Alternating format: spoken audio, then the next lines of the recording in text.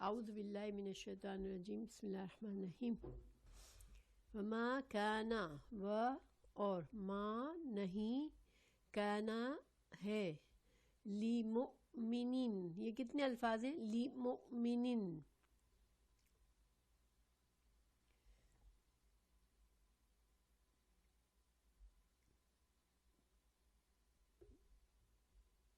مومن کے لیے لی مؤمنین دو الفاظ ہیں، دو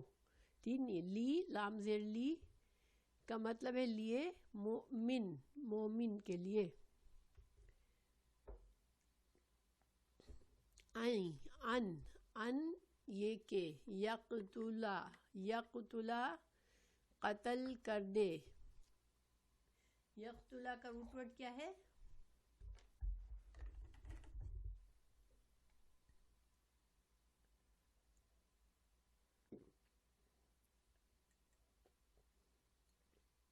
ہاں، قاف تا لام. قتل قتل کر دے. مؤمنن کسی مومن کو. یہ کسی کا ترجمہ کیوں کیا میں نے؟ کسی مومن کو. وعلیکم السلام ورحمۃ اللہ. تنوین کی وجہ سے ماشاءاللہ. تنوین جو ہے اس کا ترجمہ بعض اوقات ایک آتا ہے اور بعض اوقات کوئی، کیونکہ تنوین جو ہے نکرہ ہوتا ہے تو خاص نہیں، کسی بھی مومن کو. ٹھیک ہے، کسی بھی مومن کو قتل کر دے. الا مگر یہ کہ خطاً.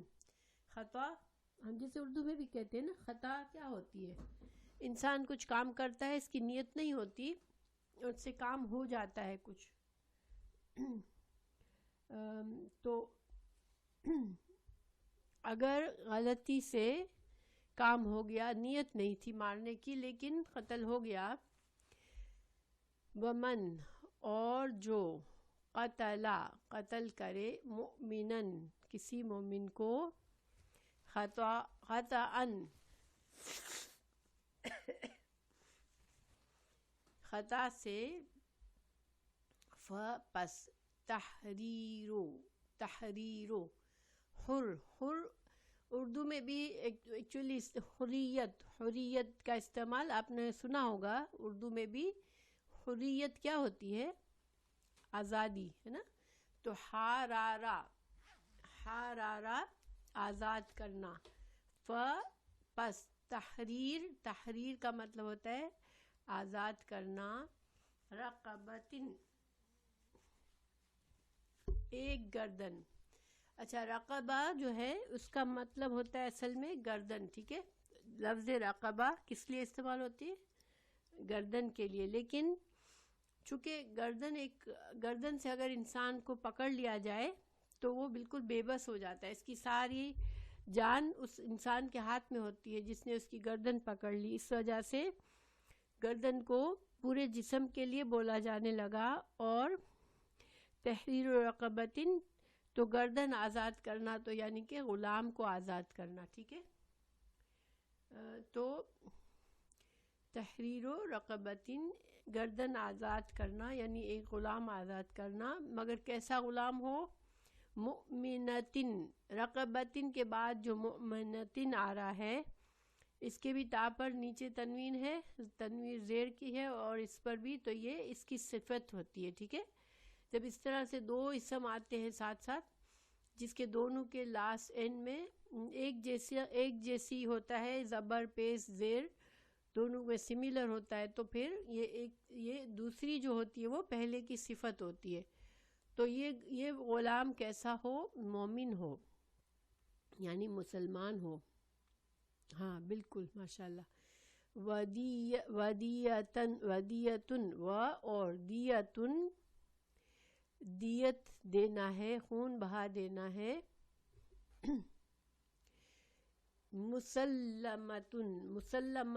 مسلم کہتے ہیں کوئی سالم چیز بالکل جس میں کوئی، تو اب مسلم، اب جو دیت دی جائے گی وہ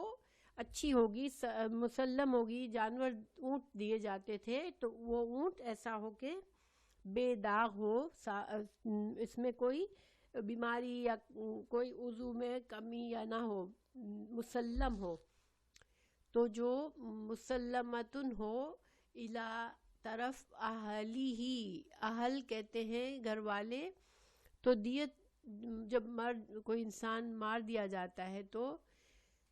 اس کی دیت کس کو دی جاتی ہے؟ جو اس کے اسلامی طور پر وارث بنتے ہیں ان کو دیت دی جاتی ہے، ٹھیک ہے؟ تو دیت کا قانون اسی طرح ہے جو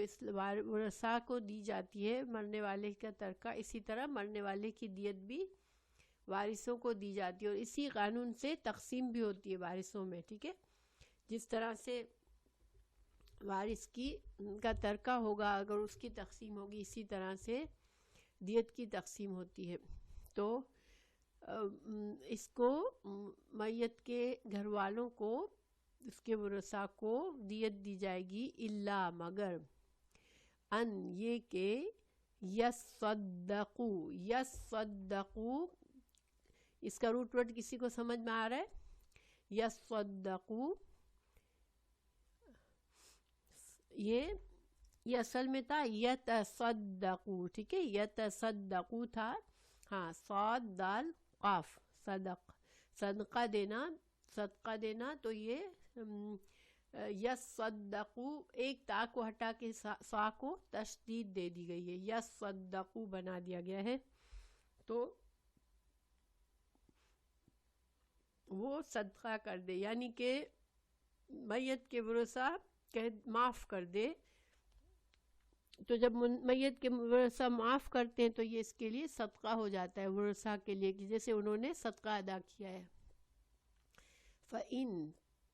تو یہاں تک پہلے دیکھ لیتے ہیں، اور یہاں تک اللہ تعالیٰ کیا فرما رہے ہیں کہ کسی مومن کو دوسرے مومن کا قتل کر دینا زیبا نہیں ہے، یعنی کہ یہ کام تو بالکل ہی جائز نہیں ہے، لیکن اگر غلطی سے ہو جائے تو پھر جو شخص کسی مسلمان کو بغیر ارادے کے مار ڈالے تو اس پر ایک مسلمان غلام کی گردن آزاد کرنا ہے اور مقتول کے عزیزوں کا خون بہا پہنچانا ہے۔ تو اب یہاں یہ اور بات ہے کہ وہ لوگ بطور صدقہ معاف کر دیں۔ تو اب دیکھیں یہاں پر اس آیت کا کیا مقصد ہے، پیچھے سے کیا تعلق ہے اس کا؟ تو پیچھے ہم نے دیکھا کہ اللہ سبحانہ تعالیٰ نے جو احکامات دیے وہ کس کے بارے میں تھے؟ کسی کو یاد ہے پچھلے سبق میں ہم نے کس چیز کا پڑھا تھا؟ ہم نے منافقین کے بارے میں پڑھا تھا کہ جو منافقین ہیں ان کے بارے میں اللہ تعالیٰ نے سختی سے حکم دیا تھا کہ جو پکے منافق ہیں تو ان کو قتل کا حکم دیا تھا، اور وہ کیسے؟ جب کہ وہ لڑنے کے لیے آئے، اور یہ وہ منافق تھے جو کہ مسلمان خود کو کہتے تھے لیکن وہ رہتے تھے کافروں کے شہر میں، رہتے تھے کافروں کے قبیلے میں رہتے تھے اور ہجرت کر کے نہیں آئے تھے۔ اب اگر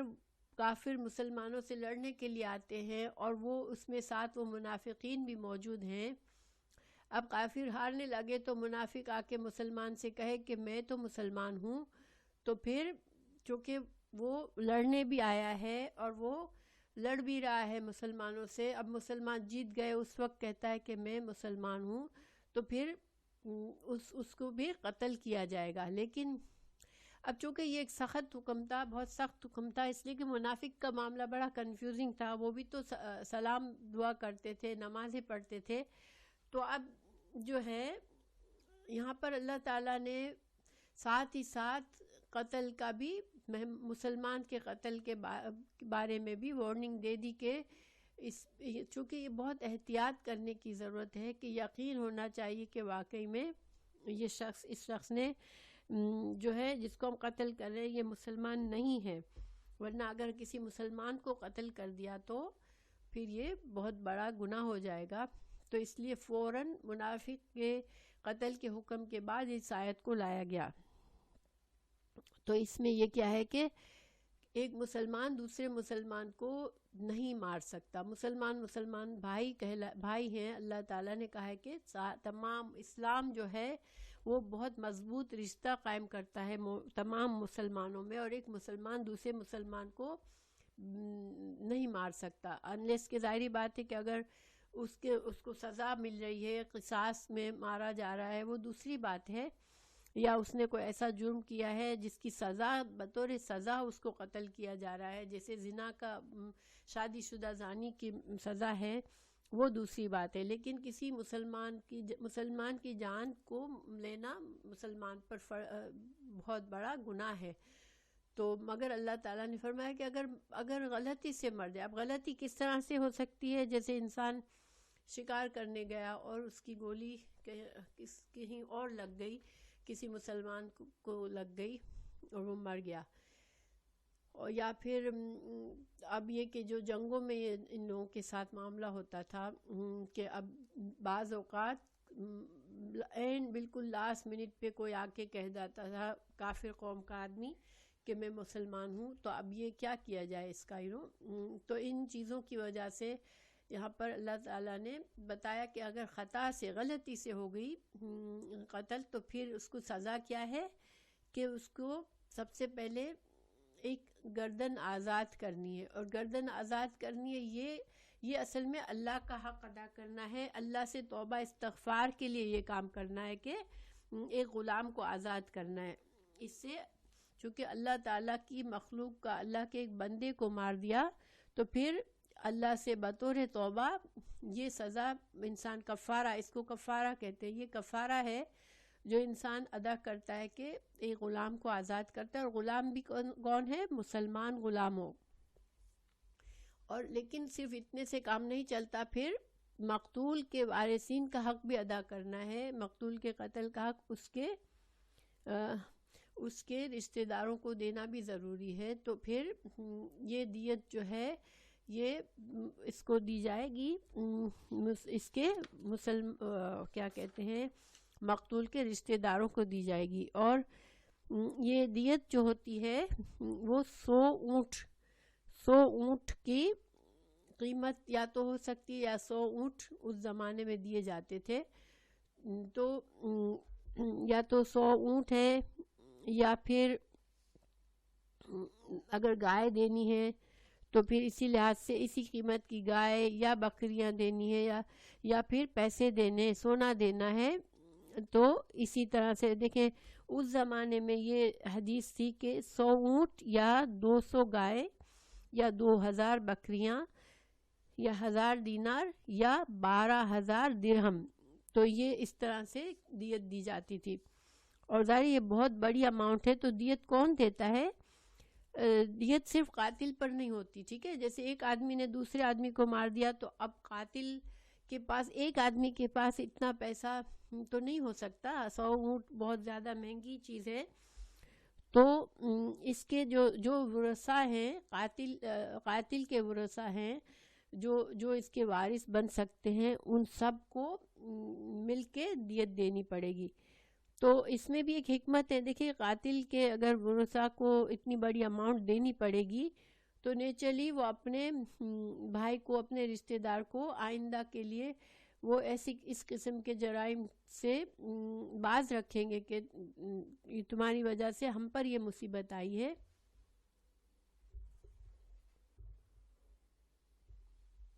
ہاں بالکل، تو اس وجہ سے جو ہے اس وجہ سے جو دیت ہے وہ پورے جس طرح دیت ملتی بھی ورثاء کو ہے، اسی طرح دیت دینے والے بھی قاتل کے وارث ہوتے ہیں۔ تو یہ اگر تو یہاں پر اللہ سبحانہ تعالیٰ نے کیا فرمایا کہ اگر تو وارث معاف کر دے، ٹھیک ہے، مقتول کے وارث کہہ دے کہ ٹھیک ہے ہم اس کو معاف کرتے ہیں، تو اب جو ہے وہ دیت نہیں دے گا، لیکن اللہ کا حق پھر بھی ادا کرے گا، پھر بھی وہ غلام آزاد کرے گا، کیونکہ اللہ سے توبہ تو اس کے لیے مست ہے، ٹھیک ہے۔ اس کو مقتول کے ورثاء نے معاف کر دیا، لیکن اللہ سبحانہ تعالیٰ سے پھر بھی اس کو اپنے غلام آزاد کر کے اللہ سے اپنے گناہ کا کفارہ ادا کرنا ضروری ہے۔ پھر اللہ تعالیٰ فرما رہے ہیں کہ اگر فَإِن كَانَ مِن قَوْمٍ عَدُوٍّ، اللہ تعالیٰ فرما رہے ہیں کہ یہ مقتول اگر ان پس اگر کانا ہے من سے قومن ایک قوم سے عدوٍ جو کہ دشمن ہے لکم تمہاری یعنی مسلمانوں کی دشمن ہے وہ ہوا اور وہ شخص جو قتل ہو گیا وہ مومن تھا یعنی کہ ایک مسلمان تھا وہ خود لیکن اس کی قوم جو ہے جس قوم میں وہ رہتا تھا وہ کافر ہے اس کے سارے ورثہ کافر ہیں تو اب کیا کیا جائے اس لیے کہ مسلمان کا ورثہ کافر کو نہیں ملتا آپ کو پتہ ہے نا اگر مسلمان مر جائے تو اس کا ورثہ کافر کو نہیں دیا جاتا تو اسی طرح سے کافر کا ورثہ مسلمان کو نہیں ملتا تو اب مسلمان کا قتل ہو گیا مگر اس کے سارے ورثہ کافر ہیں تو پھر کیا کیا جائے گا پھر دیت نہیں دی جائے گی ٹھیک ہے پھر اس میں صرف پس تحریرو آزاد کرنا ہے رقبتن ایک گردن کا مؤمنتن ایک مومن شخص کو آزاد ایک مومن غلام کو آزاد کر دینا یعنی کہ اللہ کی طرف سے کفارہ اللہ کا کفارہ ادا کرنا ضروری ہے اللہ سے توبہ کی جو سزا مقرر ہے وہ پوری کرنی ہے لیکن ظاہری بات ہے کافروں کو دیت نہیں دی جائے گی بیکاز مسلمان اور کافر ایک دوسرے کے ورثہ نہیں بن سکتے پھر اللہ تعالیٰ فرما رہے وَإِن كَانَ مگر وہ اب یہ تیسری شکل ہے اگر کانا ہے من قومن ایک قوم سے بینکم تمہارے درمیان و بینہم اور ان کے درمیان میثاقن پختہ عہد ہے فدیتن تو دیت دینا ہے مسلمتن سپرد کیا ہوئی یعنی کہ صحیح سالم دیت دینی ہے الی اہلہ الی طرف اہلہ اس کے گھر والوں کی طرف و اور تحریرو اور آزاد کرنا ہے رقبتن ایک غلام مؤمنتن مومن اب دیکھیں اب دوسری صورت کیا ہے یہ تیسری صورت کیا ہے پہلی صورت یہ تھی کہ اس کے رشتہ داروں کو دیت دی جائے گی انلیس کہ وہ معاف کر دے دوسری صورت یہ تھی کہ کافر قوم کا رہنے اس کے ورثہ کافر تھے تو اب کافر کو دیت نہیں دی جائے گی بلکہ صرف گردن آزاد کرنی پڑے گی اب تیسری صورت یہ ہے کہ دیکھیں میں نے بتایا تھا کہ فتح مکہ جب ہوا فتح مکہ سے پہلے مسلمانوں کے بہت سے معاہدے ہوئے تھے مختلف کافروں کے قبیلوں کے ساتھ تو جب معاہدہ پیس کا ہوتا ہے تو اس میں پھر ہر چیز کا احتیاط ہوتا ہے تاکہ جنگ پھر سے نہ چھڑ جائے تو اب ایسے میں حالانکہ وہ کافر ہیں رشتہ دار اس کے ٹھیک ہے لیکن چونکہ وہ انہوں نے وعدہ کیا ہوا ہے امن کا وعدہ ہے مسلمانوں کے ساتھ وہ مسلمانوں کے ساتھ جنگی حالت میں نہیں ہیں بلکہ میثاق میں بندھے ہوئے ہیں تو اب جو ہے اس کو فدیہ دیا جائے گا ٹھیک ہے اب اس قوم کو ایون دو وہ کافر ہیں مگر اس کا خون بہا اس کے رشتہ داروں کو دیا جائے گا اور یہاں اس خون بہا کا مقصد پیس کو قائم رکھنا ہے کہ ایسا نہ ہو کہ کافر قوم سے پھر سے جنگ چھڑ جائے اب عہد کیا ہوا ہے میثاق کیا ہوا ہے تو تم پھر اس کو فدیہ دے دو ظاہری بات ہے ایک آدمی قتل ہو گیا آپ اس کی قوم کو فدیہ دینے سے بھی انکار کریں گے دیت دینے سے انکار کریں گے تو پھر جنگ چھڑ جائے گی تو اس لیے پھر اس کو دیت دی جائے گی اگر وہ کافر کے ساتھ کافر قوم ایسی تھی جس کے ساتھ معاہدہ تھا حالانکہ وہ مسلمان ہی ہے خود مقتول ہر صورت میں مسلمان ہی تھا ٹھیک ہے یہ مسلمان ہی کا حکم آ رہا ہے کہ مسلمان کو جب مار دے ایک مسلمان تو کیا ہوتا ہے ویسے تو آپ کو پتہ ہے کہ اسلام میں کسی کافر کو یا کسی بھی مخلوق کو بلا وجہ مارنا یہ ظلم ہے اور یہ جائز نہیں ہے لیکن یہاں پر جو حکم ہے وہ مسلمان کے قتل کا حکم ہے اسی لیے ساری تفصیلات اسی کی آ رہی ہے پھر اللہ سبحانہ تعالیٰ فرمانے اور ہر صورت میں دیکھیں ہر تینوں صورت میں گردن آزاد کرنا مست ہے اس لیے کہ یہ اللہ کا کوئی بھی ایسا بڑا گناہ ہے جس پر اللہ نے حد مقرر کی ہے تو پھر اللہ سے توبہ صرف زبانی توبہ نہیں ہوتی بلکہ کفارہ بھی دینا پڑتا ہے تو یہ جو آزاد کرنا ہے غلام کا یہ اصل میں کفارہ ہے ٹھیک ہے اور کفارہ ہر صورت میں دیا جائے گا پھر فمن لم، پھر اللہ تعالیٰ فرما رہے ہیں کہ یہ کفارہ ادا کرنے کے لیے کسی کے پاس اتنا پیسہ نہیں ہے کہ وہ مومن غلام کو خرید کر آزاد کرے، تو پھر کیا کرے؟ پھر اللہ تعالیٰ فرما رہے فمن، پس جو لم نہ یجد پائے، فسیام، پس سیام کیا ہوتا ہے؟ سیام کا معنی آتا ہوگا آپ کو، تو سیام ہے یعنی کہ روزے رکھنے ہیں، شہرینی، شہرین یہ کیا ہے؟ یہ جمع ہے واحد ہے، کیا ہے؟ شہرین، یہ تثنیہ ہے، ماشاءاللہ تثنیہ ہے، ٹھیک ہے، 2 مہینے، شہرین، یہ یا نون ہے مگر را کے اوپر زبر ہے اس لیے یہ تثنیہ ہے، اگر را کے نیچے زیر ہوتا شہرین، شہرین ہوتا تو وہ جمع ہوتا، ٹھیک ہے، تو شہرون ہوتا تو اب بھی جمع ہوتا، مگر شہرین را پر زبر ہے تو 2 ماہ کے روزے رکھنے ہیں، متتابعین،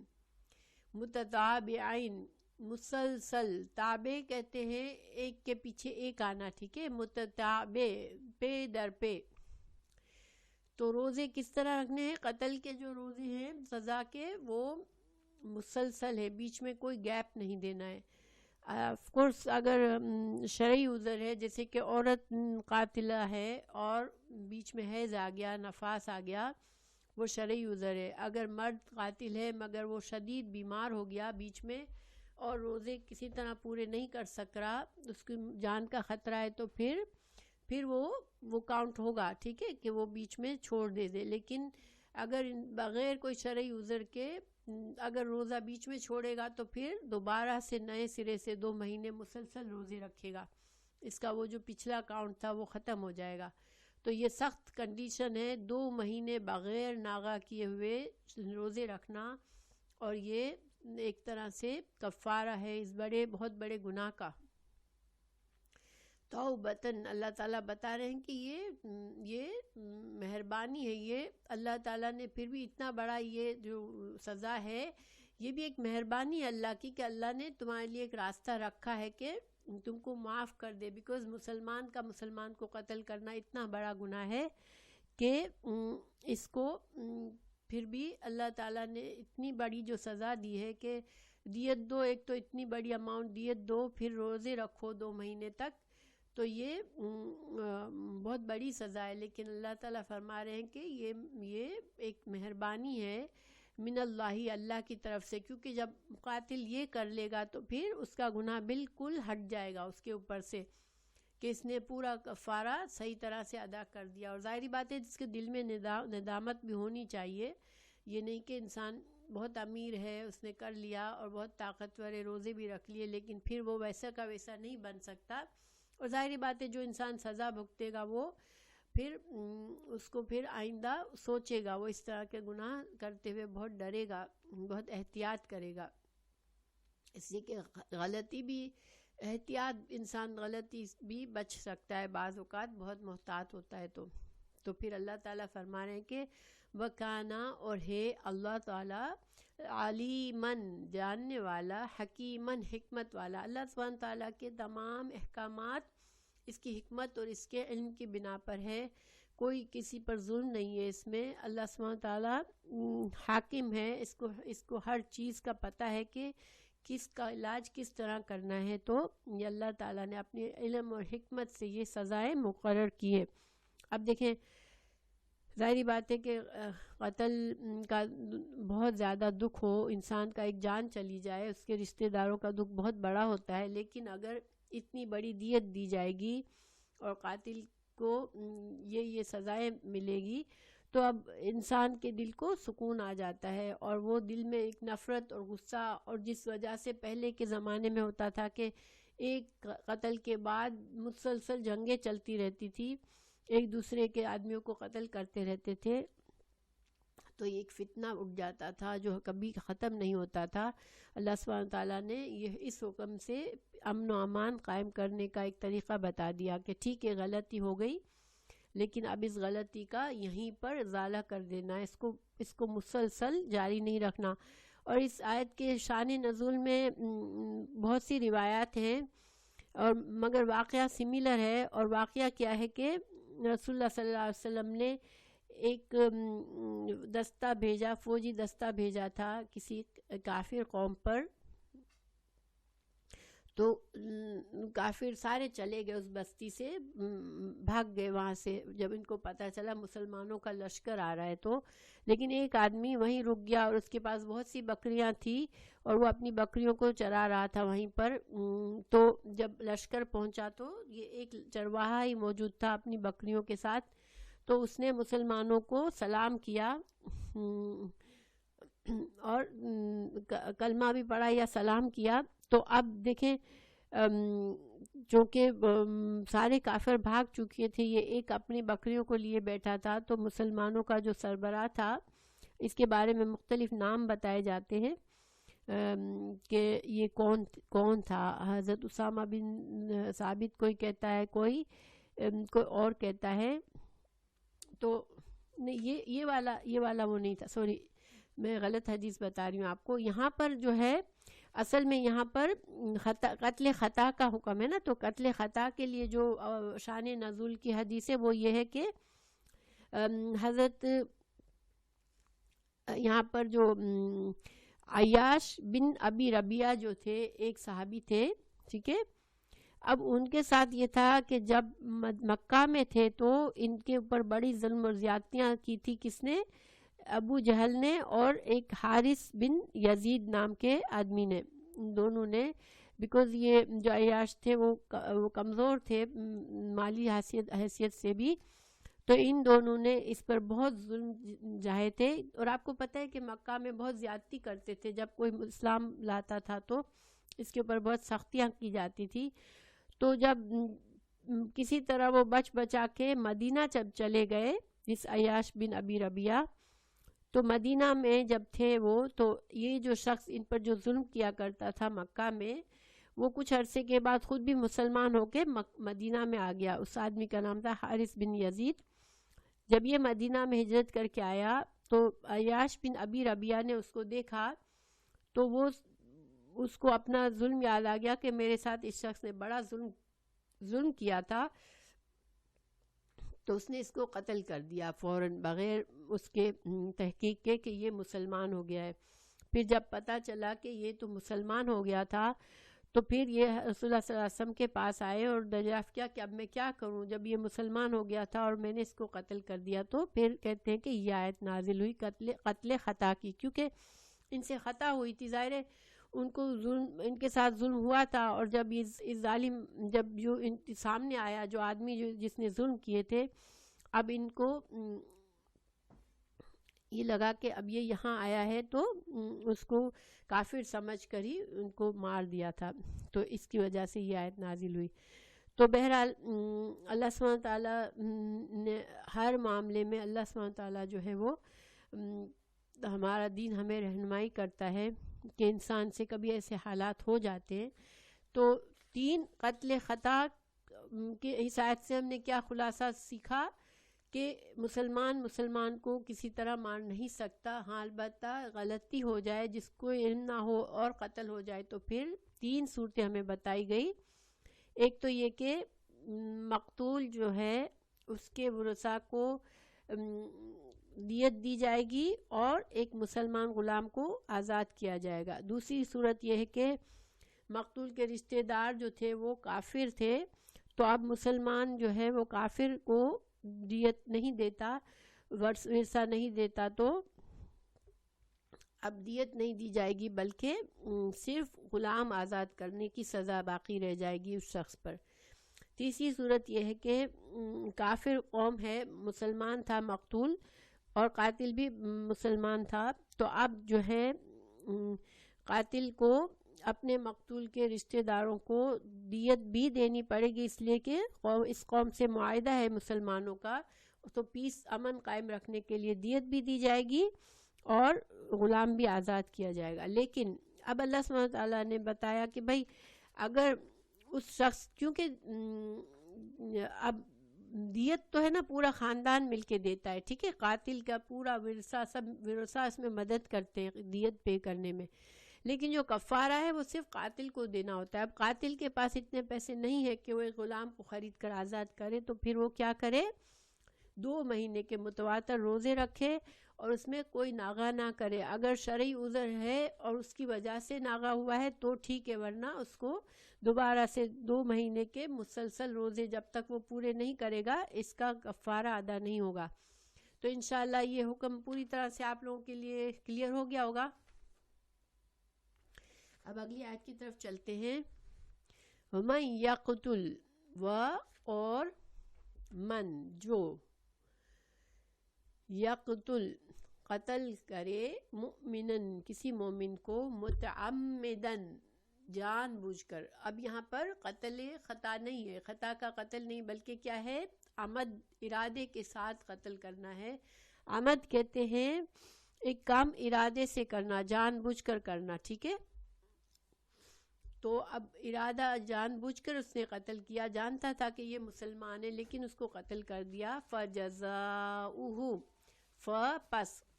جزاؤہ، یہ کتنے الفاظ ہیں، فَجَزَاؤُهُ کتنے الفاظ ہیں،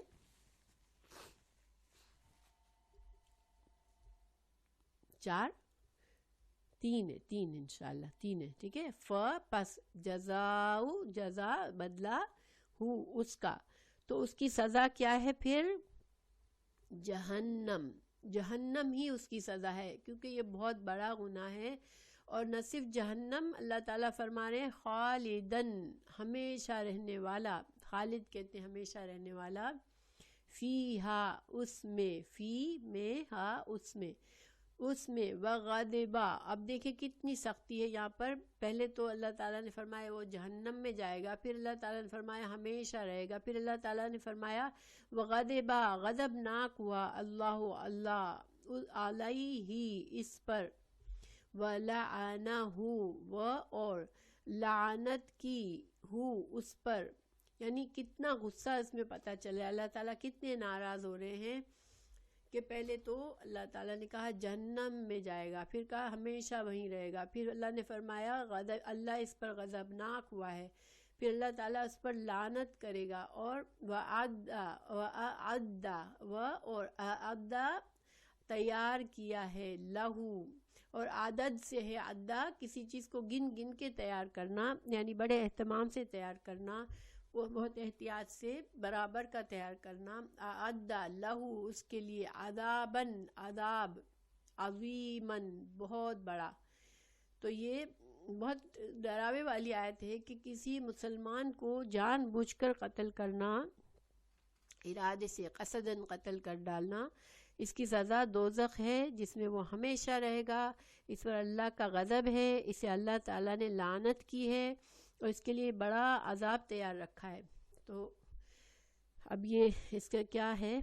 کہ دیکھیں ایک مسلمان کی حرمت کتنی ہے، کہ اللہ تعالیٰ کتنا ناراض ہے یہاں پر، کہ اتنی سختی کے ساتھ، اتنی زور سے یہ ڈانٹ کہی ہے اللہ تعالیٰ نے۔ تو اس کو بہت سی جگہوں پر قرآن میں اللہ تعالیٰ نے مسلمان کو قتل کرنا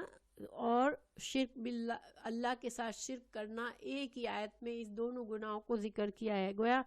شرک، اللہ کے ساتھ شرک کرنا سب سے عظیم گناہ ہے، تو اس مسلمان کو قتل کرنے کا گناہ بھی سیم آیت میں شامل کیا ہے۔ جیسے مثال کے طور پر آیت سورہ فرقان کی آیت نمبر 68 میں ہے، اللہ تعالیٰ نے فرمایا وَالَّذِينَ لَا يَدْعُونَ مَعَ اللَّهِ إِلَٰهًا آخَرَ وَلَا يَقْتُلُونَ النَّفْسَ الَّتِي حَرَّمَ اللَّهُ إِلَّا بِالْحَقِّ، اور جو لوگ اللہ کے ساتھ کسی دوسرے معبود کو نہیں پکارتے اور کسی نفس کو قتل نہیں کرتے جسے اللہ نے حرام کیا ہے۔ یہ سورہ الفرقان میں مومن کی خصوصیات میں بتائی ہے کہ مومن وہ ہوتا ہے جو کہ نہ تو شرک کرتا ہے، نہ کسی کو ناحق قتل کرتا ہے کسی مسلمان کو۔ تو گویا اس سے شرک کے ساتھ اس قتل کے جرم کو ذکر کرنا، یہ اس کی بڑا بتا رہا ہے کہ کتنا بڑا جرم ہے یہ اللہ کے نزدیک۔ پھر دوسری جگہ اللہ تعالی نے فرمایا حدیث میں بھی ہے یہ کہ حدیث میں ہے کہ ترمذی کی حدیث ہے یہ، اور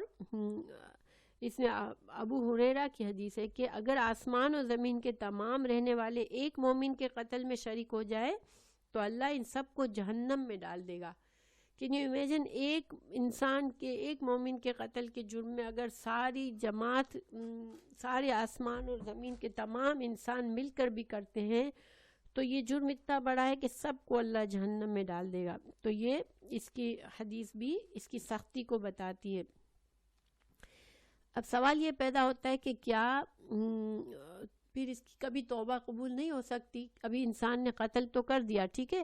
اور عمد سے کیا، ارادے سے کیا، لیکن انسان بدل بھی جاتا ہے نا بعض اوقات، اس کو جرم کے بعد کبھی احساس بھی ہوتا ہے،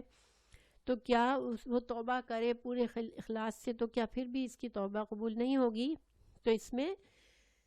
صحابہ کرام کا اختلاف ہے، ٹھیک ہے۔ حضرت ابن عباس رضی اللہ عنہ نے فرمایا کہ توبہ قبول نہیں ہوگی، کیونکہ بخاری میں سعید ابن جبیر سے ابن عباس رضی اللہ عنہ کی قول ہے کہ یہ آیت آخری دنوں میں نازل ہوئی ہے، یعنی یہ جو اس میں اتنا بڑی سزا بتائی گئی ہے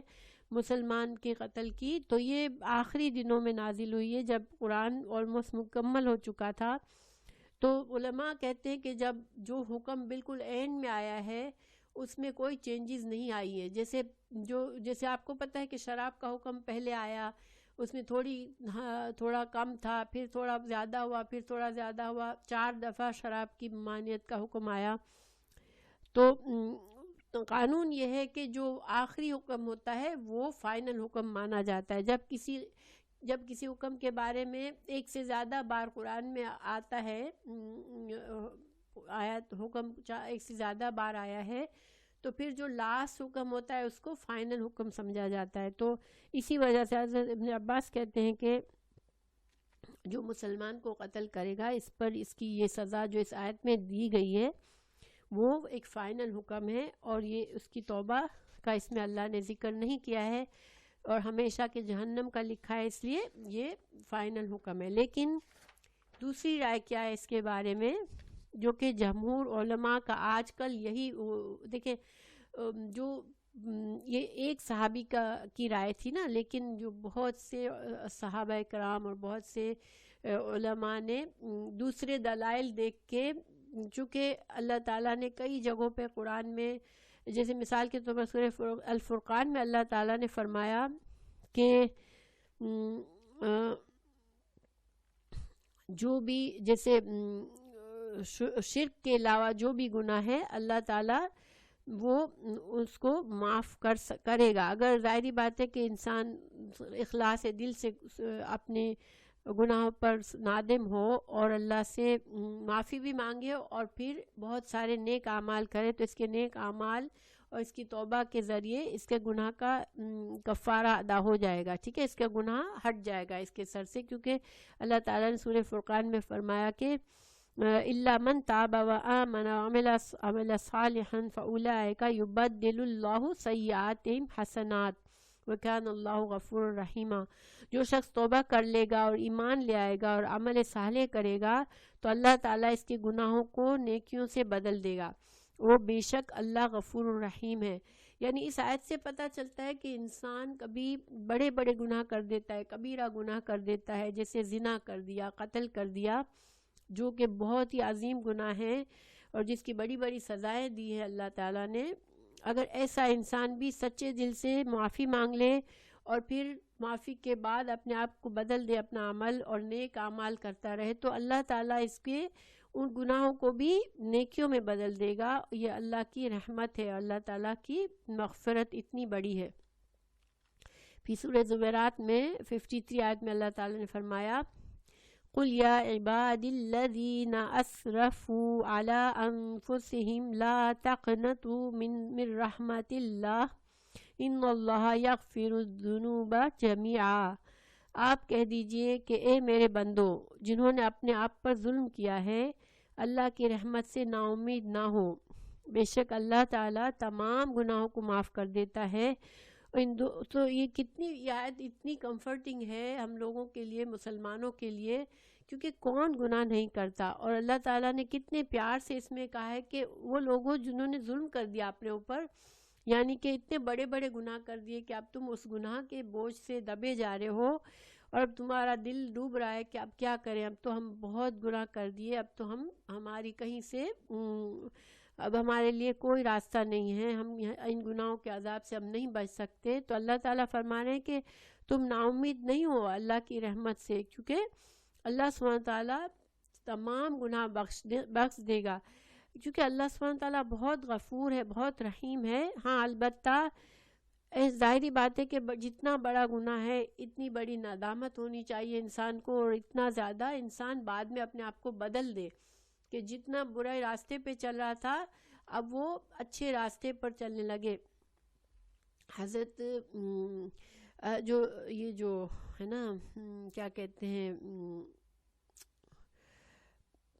جو سب سے بڑا ابو جہل تھا، جو اتنا بڑا مجرم تھا اسلام کا، اس کا بیٹے اکرما تھے. ٹھیک ہے، تو اکرما نے بھی ظاہر باپ کی روش پر چل کر بہت سے اسلام کے خلاف جنگیں بھی کیں، بہت زیادہ نقصان بھی پہنچایا اسلام کو، لڑتا رہا یہاں تک کہ مکہ فتح ہو گیا. تو مکہ جب فتح ہوا تو پھر آپ کو پتہ ہے رسول اللہ صلی اللہ علیہ وسلم نے عام معافی کا اعلان کر دیا تھا. جتنے لوگوں نے اسلام کے خلاف جنگیں لڑی تھی، مسلمانوں کو تنگ کیا تھا، مسلمانوں پر زیادتیاں کی تھی، اللہ سبحانہ وتعالی رسول اللہ صلی اللہ علیہ وسلم نے فرما دیا لا تثریب علیکم یومن، یعنی جو آج تم پر کوئی بھی پکڑ نہیں ہے، کوئی گناہ نہیں ہے، تمہیں معاف کر دیا. تو لیکن رسول اللہ صلی اللہ علیہ وسلم نے کچھ لوگوں کو جن کے جرم بہت زیادہ بڑے تھے ان کو قتل کا حکم دیا تھا کہ ان کو پکڑ کے قتل کر دو جہاں بھی ہے. تو ان میں اکرما بھی تھے اور وہ بھاگے تھے وہاں سے اپنی جان بچانے کے لیے. تو جا کے کشتی میں سوار ہوئے. اب دیکھیں اللہ کی حکمت تھی کہ کشتی سمندر میں تھی اور طوفان آ گیا اور کوئی امید نہیں تھی کہ اب کشتی بچ سکے گی. تو کشتی چلانے والے نے کہا کہ اب تم سارے بتوں کو بھول جاؤ اور صرف اللہ سے دعا مانگو. حالانکہ وہ مشرک تھا خود بھی اور سارے مشرک لوگ تھے کشتی میں. اس نے کہا نہیں اب تو خالص اللہ سے دعا مانگنی پڑے گی، اس لیے کہ اب ہمیں کوئی اور نہیں بچا سکے گا. تو حضرت اکرمہ پریشان ہو گئے، کہنے لگے جس ایک اللہ کی عبادت کے لیے میں اتنی ٹائم سے لڑ رہا تھا کہ مجھے صرف ایک اللہ کی عبادت قبول نہیں ہے اور میں بھاگا ہوں، اور اب میں اپنی جان بچانے کے لیے اسی اللہ سے میں معافی مانگوں، تو پھر تو میں کیوں نہ اپنی زندگی میں پوری ہر حال میں اسی اللہ کی عبادت کروں. تو انہوں نے ان کے دل میں اللہ سے دعا مانگی کہ اللہ اگر مجھے بچا لے تو میں پھر اب مسلمان ہو جاؤں گا اور میں اسلام کی خدمت کروں گا. پھر حضرت اکرمہ آئے رسول اللہ صلی اللہ علیہ وسلم کے پاس اور اللہ نے ان کو بچایا اور وہ مسلمان ہوئے. لیکن پھر وہ ایسے بدلے کہ جتنا مسلمانوں کے لیے دشمنی کی تھی، جتنی تکلیفیں دی تھی مسلمانوں کو، پھر اتنے ہی خدمتیں بھی کی انہوں نے اور اتنا ہی اپنے آپ کو اسلام کے لیے وقف کر دیا. اسی طرح حضرت خالد بن ولید کا بھی آپ کو پتہ ہے کہ ان کی وجہ سے جنگ احد میں کتنا نقصان ہوا تھا مسلمانوں کو، چونکہ وہی پیچھے سے آئے تھے، لیکن اللہ تعالیٰ نے ان کو بھی معاف کر دیا. تو اللہ سبحانہ تعالیٰ کی معافی، اللہ تعالیٰ کی رحمت اتنی وسیع ہے کہ بندہ کبھی بھی نا امید نہ ہو. کوئی بھی گناہ ہو جاتا ہے تو اللہ کی طرف اگر خالص نیت کے ساتھ انسان توبہ کرے اور اپنی بعد میں اصلاح کر لے تو اللہ سبحانہ تعالیٰ معاف فرمانے والا ہے. تو بہرحال چونکہ یہ ساری آیات موجود ہیں، اس وجہ سے علماء کی ایک بڑی جماعت نے یہی بلیو کرتے ہیں کہ اگر تو قتل عمد بھی ہو گیا، مسلمان کو مار بھی دیا، لیکن اگر وہ پورے اخلاص سے معافی مانگے گا اور پھر نیک اعمال کرے گا تو اللہ سبحانہ تعالیٰ اس کو معاف فرما دیں گے. اور دوسری بات یہ ہے کہ اس میں جو کہا گیا اس آیت میں کہ وہ ہمیشہ رہے گا، خالدین ہمیشہ جہنم میں رہے گا، تو اس پر بھی علماء کہتے ہیں کہ یہ جو خلود ہے، ایون اگر اس شخص نے معافی نہیں مانگی اور وہ جہنم میں گیا تو وہ ہمیشہ، اگر وہ خود بھی مسلمان تھا اور ایک مسلمان کو قتل کیا اور پھر معافی بھی نہیں مانگی اور جہنم میں گیا، تب بھی ہمیشہ کی جہنم میں اس کی زندگی نہیں ہوگی، کیونکہ ایک اور حدیث ہے کہ اللہ سبحانہ تعالیٰ جنت میں، جب جنتی جنت میں چلے جائیں گے، جہنمی جہنم میں چلے جائیں گے، پھر اللہ سبحانہ تعالیٰ بہت سے لوگوں کو رسول اللہ صلی اللہ علیہ وسلم کی شفاعت سے جہنم سے نکال کے جنت میں ڈالیں گے، اور جن جن کو اللہ تعالیٰ شفاعت کا موقع دیں گے، سب کو موقع دیں گے کہ وہ جہنم سے اپنے جہنمیوں کو نکال کے جنت میں ڈالے۔ لیکن جب یہ سب کچھ بھی ہو جائے گا، پھر اللہ تعالیٰ خود اپنی حکمت سے، اپنے علم سے، جن کے دلوں میں ایک ذرہ برابر بھی ایمان تھا، ان کو اللہ تعالیٰ جہنم میں ہمیشہ نہیں رہنے دے گا، نکال لے گا۔ تو مگر جہنم ایسی سزا ہے کہ ایک مومن اس میں ایک لمحے کے لیے بھی اللہ سے معافی مانگتا ہے کہ اللہ مجھے جہنم کی آگ کا ایک جھونکا بھی نہ ملے اور ایک لمحہ بھی مجھے اس میں نہ جانا پڑے۔ لیکن اگر مسلمانوں کے گناہ ہیں اور وہ جہنم میں گئے، تو اگر ایمان پکا ہے، اس نے شرک نہیں کیا، تو پھر وہ جہنم میں ہمیشہ نہیں رہے گا۔ چونکہ یہ حدیث موجود ہے کہ اللہ تعالیٰ کسی کے دل میں ایک رائے برابر بھی ایمان ہوگا، اس کو اللہ تعالیٰ جہنم میں ہمیشہ ہمیشہ کے لیے نہیں رکھے گا۔ صرف کافروں کے لیے، پکے کافر ہیں ان کے لیے جنت میں جہنم میں ہمیشہ کی ہے، ورنہ جن کے دلوں میں، جنہوں نے شرک نہیں کیا مگر بہت بڑے بڑے گناہ کر لیے، ان کو اللہ تعالیٰ نکال دے گا کبھی نہ کبھی جہنم سے۔ تو بہرحال یہ تو احکامات ہے۔ پھر اللہ سوال یہ پیدا ہوتا ہے، دیکھیں کہ ایک آدمی نے قتل کیا کسی کا، مسلمان نے مسلمان کا قتل کیا، اب قاتل نے جو ہے وہ معافی بھی نہیں مانگی اور اس کو سزا بھی نہیں ملی، تو اب یہ تو اس نے تو حق تلفی تو کی نا مقتول کی۔ جیسے مثال کے طور پر ابھی دیکھیں جو پاکستان میں جو ہو رہا ہے، بہت سے لوگ ڈاکہ زنی کرتے ہیں، ظاہر مسلمان ملک ہے، وہ بھی تو مسلمانی کو مار ڈالتے ہیں، ذرا سا پیسے نہیں دو تو وہ قتل کر دیتے ہیں۔ تو بہرحال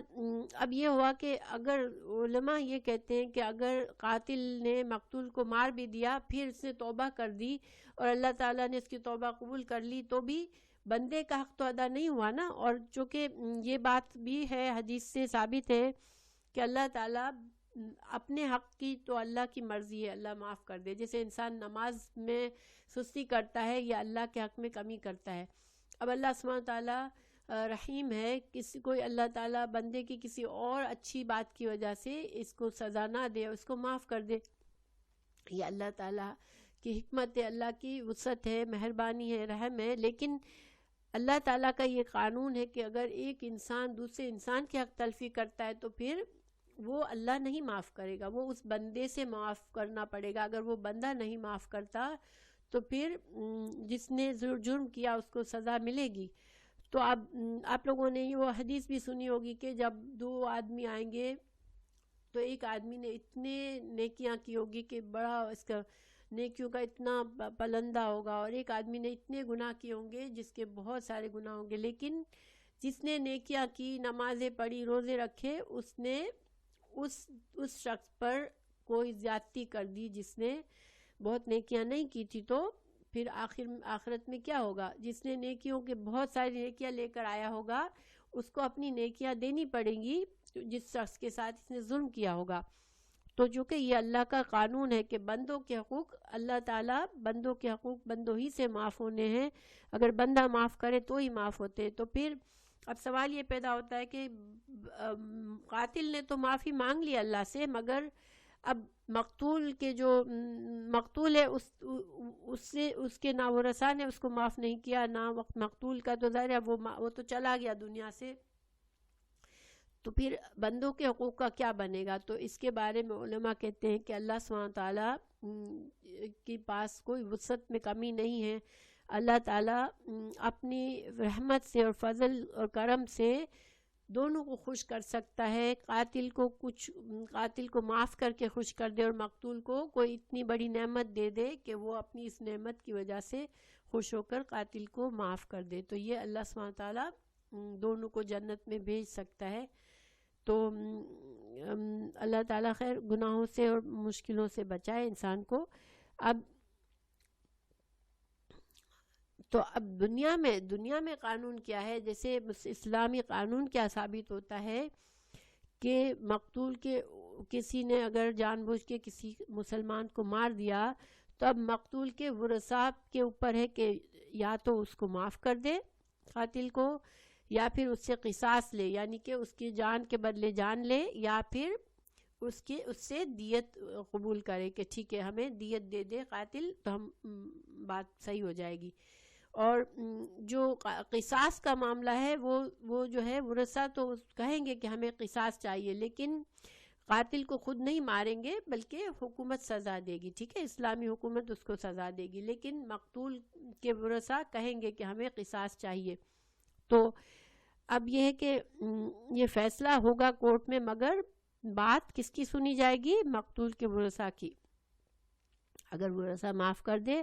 تو ٹھیک ہے، اگر وہ انکار کرتے ہیں اور وہ سزا چاہتے ہیں تو پھر اس کو سزا دی جائے گی، یہ ان کو حق دیا گیا ہے۔ تو اب سوال آخر میں ایک رہ جاتا ہے کہ اگر مقتول قتل عمد میں مقتول کے ورثاء معاف کر دیتے ہیں، کہتے ہیں ٹھیک ہے ہمیں قصاص بھی نہیں چاہیے، ہمیں دیت بھی نہیں چاہیے، تو اب کیا وہ شخص جو ہے اب وہ کفارہ ادا کرے گا، یعنی کہ روزے رکھے گا، یا پھر ایک غلام آزاد کرے گا، یا وہ بالکل اب بس آزاد ہے، فری، اب اس کو کچھ نہیں ہے؟ تو اس کے بارے میں علماء کہتے ہیں کہ کیونکہ قتل خطا میں بھی روزے رکھنے ضروری تھے یا پھر غلام آزاد کرنا ضروری تھا، تو پھر قتل عمد میں بھی ضروری ہے کہ وہ چاہے ورثہ معاف بھی کر دے مگر اللہ کا کفارہ تو ادا کرنا ضروری ہوگا کہ وہ یہ روزے رکھے یا پھر غلام آزاد کرے۔ تو انشاءاللہ یہ آپ لوگوں کے لیے واضح ہو گیا ہوگا، اس میں کہیں کنفیوژن تو نہیں ہے، بہت سارے اس کی ڈیٹیلز ہیں لیکن انشاءاللہ واضح ہو گیا ہوگا۔ ہاں اب دیکھیں، اللہ تعالیٰ معاف کرے، مسلمان آج پتہ نہیں ان کا ایمان کہاں ہے، لیکن ابھی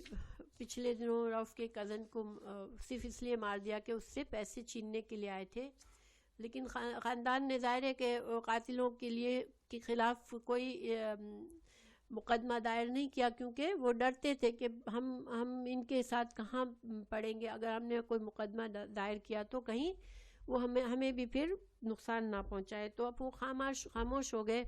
اب قاتل اگر یہ سمجھتا ہے کہ میں بچ گیا اور میں تو مار کے بھی فری ہو گیا تو یہ اس کی بہت بڑی غلطی ہے، اس لیے کہ اس کے لیے بہت بڑا عذاب جو ہے وہ انتظار کر رہا ہے۔ یہ اللہ تعالیٰ دنیا میں انسان بعض اوقات سزا سے بچ جاتا ہے، لیکن اللہ کی عدالت میں کوئی نہیں بچ سکتا۔ اگر انسان نے غلط کیا ہے تو پھر وہ یا تو اللہ کو خوش کرے اور معافی مانگے یا پھر وہ سزا بھگتے۔ اب اگلی آیت ہے، یا ایھا الذین آمنو، یا ایھا الذین، اے لوگو جو ایمان لائے ہو، اذا جب، ضربتم، ضربا کا لفظ تو معنی ہوتا ہے کہ مارنا، لیکن پیر زمین پر مارنا یعنی کہ چلنا، ٹھیک ہے، تو تم اگر سفر کرو فی سبیل اللہ، اللہ کے راستے میں، یعنی جہاد پر جا رہے ہو، کہیں کسی مشن پر جا رہے ہو تو فی سبیل اللہ جا رہے ہو، فتبینوا، فتبینوا کتنے الفاظ ہیں؟ فتبینوا،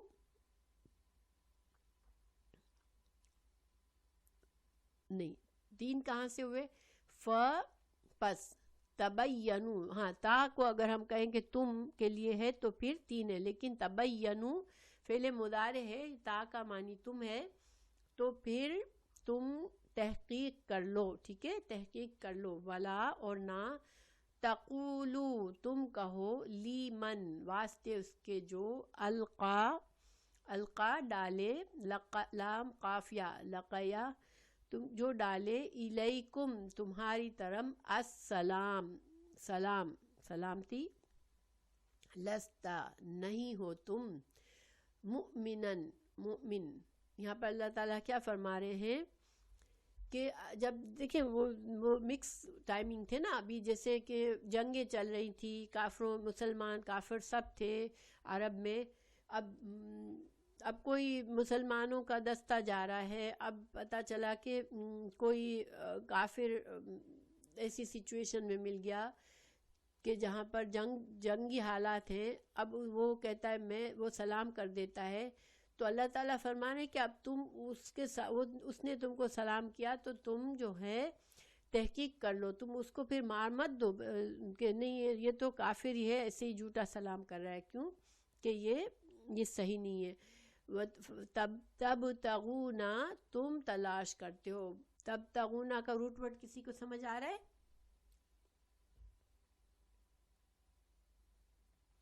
با غین یا، بغی کا مطلب ہوتا ہے کہ کسی چیز کی طلب میں درمیانہ روی سے ہٹ کر تجاوز کرنا، ٹھیک ہے؟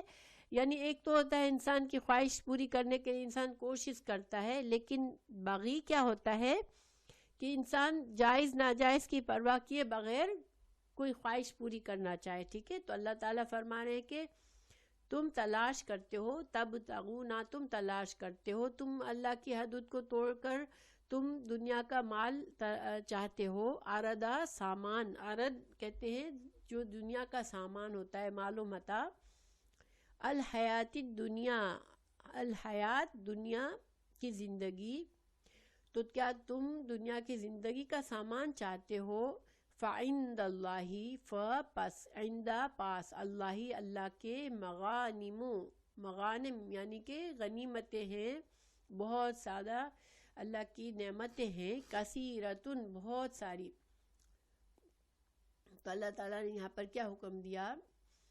کہ چونکہ یہ قتل کا معاملہ چل رہا ہے، اب جنگ میں اللہ تعالیٰ فرما رہے ہیں اے مسلمانوں، اے ایمان والو، جب تم اللہ کی راہ میں جا رہے ہو تو تحقیق کر لیا کرو، اور جو تم سے سلام علیکم کرے تو تم اس سے یہ نہ کہہ دو کہ تم ایمان والے نہیں ہو۔ تم اگر ایسا کرتے ہو تو تم دنیا کی زندگی کے اسباب کی تلاش میں ہو، تو اللہ تعالیٰ کے پاس بہت سی غنیمتیں ہیں۔ اب اللہ تعالیٰ فرما رہے ہیں آگے، کذالک کا مانند، ذالک اسی طرح، کنتم تھے تم، من قبل اس سے پہلے، فمنا تو احسان کیا، اللہ نے، علیکم تم پر، فتبینوا تو تحقیق کر لو۔ اب یہ دوبارہ تبینوا آیا ہے، یہ زور دینے کے لیے آیا ہے، پہلے اللہ تعالیٰ نے فرمایا تھا کہ تم تحقیق کر لو، ٹھیک ہے؟ فتبینوا اوپر آ گیا تھا تبینوا، اب دوبارہ آیا ہے تو یہ اس کو ریپیٹ کیوں کیا گیا ہے کہ اس کو زور دیا گیا ہے کہ فتبینوا یعنی کہ پکی بات سمجھ لو کہ واقعی میں کافر ہے، ورنہ تم کسی مسلمان کو مت قتل کرو۔ ان اللہ بے شک اللہ تعالیٰ کانا ہے، بما ساتھ اس کے جو تعملون تم عمل کرتے ہو، خبیرن خبر رکھنے والا۔ اب یہ آیت میں اس کا شان نزول کیا ہے؟ اصل میں ہوا یہ تھا کہ رسول اللہ صلی اللہ علیہ وسلم نے، جو میں نے غلطی سے پہلے آپ کو بتا دیا کہ رسول اللہ صلی اللہ علیہ وسلم نے ایک جنگی دستے کو بھیجا، فوجی دستے کے کمانڈر مقداد بن اسود تھے، یا پھر دوسری حدیث کے مطابق جو تھے وہ ان کا نام کچھ اور بتایا جا رہا ہے ان صحابی کا، ایک تو صحابی کا نام اسامہ بتایا گیا ایک حدیث میں، اور دوسری میں ایک اور نام بتایا گیا، اور تیسری میں یہ نام بتایا مقداد بن اسود۔ ہو سکتا ہے ایک سے زیادہ دفعہ یہ واقعہ ہوا ہو۔ بہرحال جب یہ فوجی دستہ ایک قبیلے پر حملہ کرنے کے لیے گیا جو مسلمان کا دشمن تھا اور جن سے جنگ چل رہی تھی، تو جب مسلمان وہاں پہنچے تو سارے لوگ بھاگ گئے، صرف ایک آدمی رہ گیا جس کے پاس بہت سارا مال تھا، اور اس نے کلمہ شہادت پڑھ لیا، لیکن اس کے باوجود مقداد نے اسے قتل کر دیا۔ ایک صحابی نے کہا کہ آپ نے ایک ایسے آدمی کو قتل کر دیا جس نے کلمہ شہادت پڑھ لیا تھا۔ میں یہ واقعہ رسول اللہ صلی اللہ علیہ وسلم سے ضرور بیان کروں گا۔ اور دیکھیں دوسرے صحابہ کرام بھی فوراً پکڑ کرتے تھے، جب ان کو لگتا تھا کہ ایک سے غلطی ہوئی ہے تو وہ چپ ہو کر نہیں بیٹھ جاتے تھے، ٹھیک ہے؟ تو دوسرے صحابہ کرام نے رسول اللہ صلی اللہ علیہ وسلم سے جب ذکر کیا تو آپ صلی اللہ علیہ وسلم نے مقداد کو بلا کر پوچھا اور کہا کہ قیامت کے دن اگر یہ کلمہ لا الہ الا اللہ کا تم کیا کرو گے؟ یعنی جس شخص نے کلمہ پڑھا تھا تم نے اس کو قتل کر دیا تو اب تم کیا جواب دو گے؟ تو یہ آیت نازل ہوئی۔ اسی روایت میں آتا ہے کہ آپ صلی اللہ علیہ وسلم نے مقداد سے کہا کہ تم بھی تو مکہ میں اپنا ایمان چھپاتے تھے، اور آیت کے اگلے حصے میں اسی طرح اشارہ ہے کہ اے مسلمانوں، مکی زندگی میں تم بھی تو اپنا ایمان چھپاتے تھے، کیونکہ جب شروع کا اسلام تھا تو پھر یہ سارے مسلمان بعض اوقات سب کھل کر اپنے اسلام کا وہ نہیں کرتے تھے، وہ اپنا ایمان چھپائے ہوئے ہوتے تھے۔ تو اسی طرح اگر تم نے کافروں پر حملہ کیا اور یہ شخص تم کو سلام کر رہا ہے، تو پھر ہو سکتا ہے وہ بھی مجبوری میں اپنا ایمان چھپا رہا تھا، تو تم نے اس کو بغیر تحقیق کے کیوں قتل کر دیا؟ تو اس پر یہ آیت نازل ہوئی تھی، اور اللہ تعالیٰ نے بھی یہی بات کہی کہ تم بھول گئے کیا کہ تم کو بھی تو اپنا ایمان چھپانا پڑتا تھا، تو تم کیا اس شخص کے پاس مال و متاع دیکھ کر تم نے اس کو جلدی سے قتل کر دیا کہ اس کے پاس بہت سارا مال ہے جو ہم کو غنیمت میں مل جائے گا، تو تم کو کیا دنیا کی چیزوں کی محبت تھی، اس لیے تم نے اتنی جلدی میں اس کو قتل کر دیا؟ تو اللہ سبحانہ تعالیٰ نے اس بات کو پسند نہیں فرمایا اور فوراً سے یہ بات بتا دی۔ تو اب خلاصہ اس کا ہم کیا سمجھیں کہ جب اسلام کا کوئی اپنے منہ سے کہتا ہے، کلمہ پڑھتا ہے، تو پھر یہ اللہ کے ساتھ اس کا معاملہ ہے، انسان کو پھر اس کو کافر نہیں کہنا چاہیے، نہ کافر سمجھنا چاہیے۔ اور اس میں جو ہے اس واقعے میں نہیں پتا کہ اس کی دیت کا معاملہ کچھ ہوا یا نہیں، کیونکہ وہ کافر قوم سے تھا تو ظاہر دیت نہیں ہوگی، لیکن پتہ نہیں کہ ان کو فدیہ دینا پڑا تھا، اللہ روزے رکھنے پڑے تھے، یا غلام آزاد کرنا پڑا تھا، لیکن بہرحال رسول اللہ صلی اللہ علیہ وسلم ان سے ناراض ہوئے تھے بہت۔ تو یہ الحمدللہ ہمارا آج کا لیسن ذرا مختصر تھا، مگر چونکہ اگلی آیت سے نیا حکم شروع ہو رہا تھا تو میں نے یہیں پر مکمل کر دیا تاکہ آپ لوگوں کو اچھی طرح سے یہ حکم سمجھ میں آ جائے۔ تو اس کا پورے آج کے سبق کا خلاصہ یہ ہے کہ فرسٹ آف آل ایک مسلمان دوسرے مسلمان کو عمدن قتل نہیں کر سکتا، یہ بہت بڑا گناہ ہے۔ ہاں، قتل خطا کی صورت میں مختلف صورتیں ہیں کہ دیت بھی دے دے اور اللہ کا کفارہ بھی ادا کر دے، مسلمان غلام بھی آزاد کر دے، غلام نہیں آزاد کر سکتا تو روزے رکھ لے متواتر، اور اگر اس کو معاف کر دیا جائے، قاتل کو معاف کر دے اگر اس کے رشتہ دار، تو یہ ایک صدقہ ہوگا،